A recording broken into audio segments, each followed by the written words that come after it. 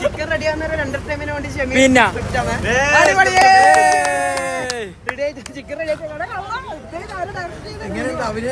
അഭിനയൊന്നല്ല അതിൽ സ്ക്രിപ്റ്റ് തന്നിട്ടല്ല അഭിനയൊന്നല്ല അതെല്ലാം ശരിക്കും നമ്മളങ്ങ് ഇല്ലാണ്ടായി.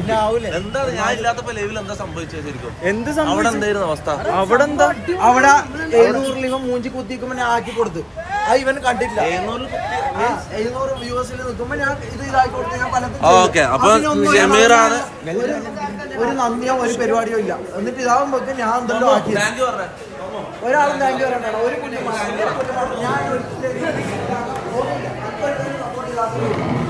ഇവിടെ ബാക്കി എല്ലാവർക്കും ഇതായി കൊടുക്കും.